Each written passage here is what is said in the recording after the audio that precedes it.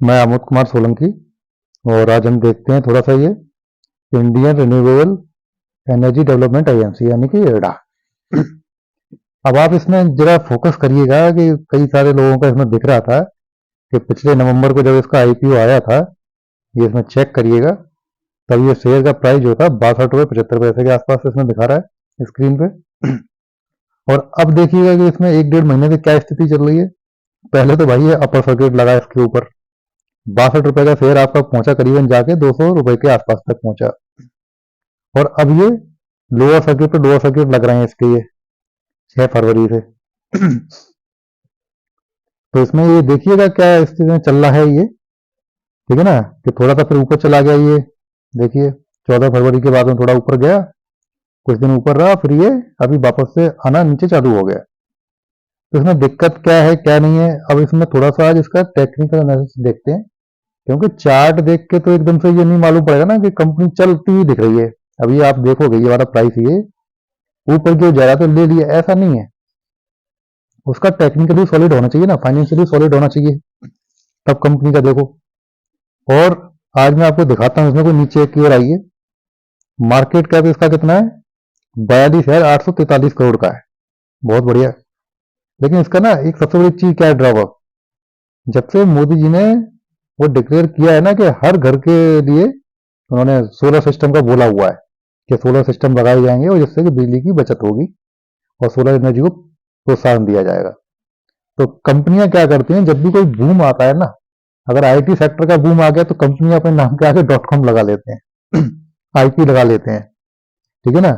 अगर फार्मा का आ गया तो कुछ ना कुछ ये फार्मा से रिलेटेड अपना नाम के पीछे चिपका लेंगे। तो उसमें क्या होता है, उनको अगर कोई इन्वेस्टर ऐसी कंपनियों को सर्च करता है, ठीक है ना, अब सोलर का बोल दिया, उन्होंने सोलर सर्च करना है, किसी ने सोलर सर्च किया, तो वो क्या करते हैं कि उसके अंदर वो सोलर का निकल के आएगा, देख के लगा दिया, शेयर ले लिया प्राइस।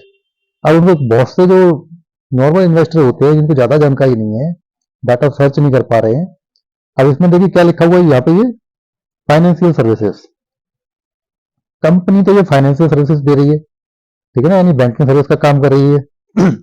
और नाम में क्या लिखा हुआ है, रिन्यूएबल एनर्जी, ठीक है ना। तो कुछ लोगों ने तो इस चक्कर में लगा दिए पैसे इसके अंदर, लेकिन बाद में मालूम पड़ा होगा कि साहब ये एनर्जी का काम नहीं करते हैं, ये फंडिंग का काम करते हैं, ठीक है ना।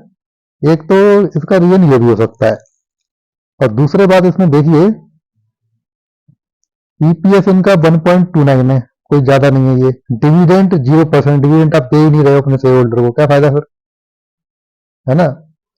बुक वैल्यू इसकी, अगर ये 62 रुपए के आसपास किसी ने ले रखा है तब तो उसको ठीक है, क्योंकि फेस वैल्यू 10 रुपए की है, बुक वैल्यू इसकी 21-22 रुपए के आसपास थी, यानी आपको 60 रुपए में मिल गया तब भी ठीक था ये शेयर।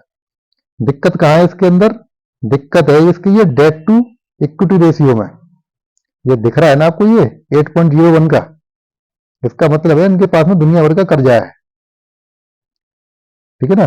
और इससे इनको दिक्कत हो रही है, क्योंकि भाई अपना फंडिंग भी दे रहे हो, लोन इंटरेस्ट भी दे रहे हो अपना, ठीक है ना। तो ये डेट टू इक्विटी रेशियो से इनका बिगड़ रहा है मामला। अब थोड़ा सा नीचे आके देखो रेवेन्यू कितना है इनका क्वार्टर एंडिंग में, दिसंबर 2023 का देखिए,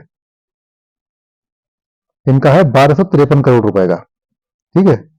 और प्रॉफिट कितना है, प्रॉफिट इनका वही चल रहा है धीमे धीमे, 336 करोड़ रुपए का आ गया, ठीक है।